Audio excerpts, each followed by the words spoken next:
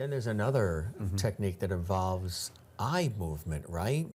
EMDR. That's correct. Tell us about that method. Right.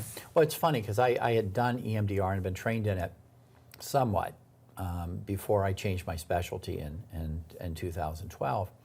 But what I found out was that the more I started doing marriage work, there was trauma. Now, remember I told you a little earlier about when people flood, right?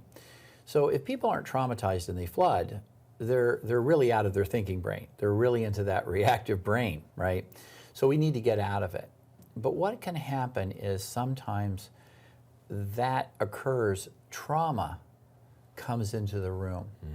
And what happens when trauma's in the room, you begin to, is this, you know, what is this? Is this like flooding, or is something else happening that I don't understand? And their partner's like, I don't know anything about this. I don't know what to do, right?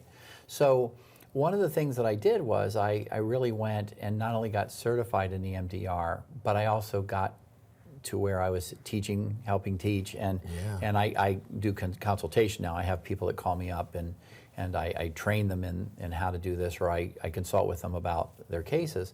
So let me say real quick about what happens with trauma according to EMDR. Now, I should say to folks, okay, one of the things that's really amazing, like I said, I mean, I can't speak highly enough about John and Julie Gottman. And one of the things that Julie has done in her life, you remember you asked me what I'm passionate about. My understanding with Julie is she started with trauma, emotional trauma. So she's developed a lot of methodology that is really highly effective, you know, in order to intervene with marriages as it relates to trauma. So she's got this wonderful thing that she does with this. You know, I'm aware of it. I can utilize that because I have the training in EMDR. I kind of go to what I use, which is that. But let me kind of try to explain what that kind of looks like to you.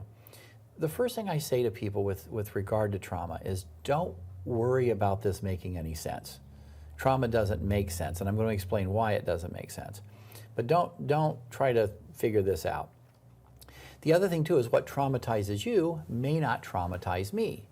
Another thing that's fascinating about trauma is you can inherit genetics.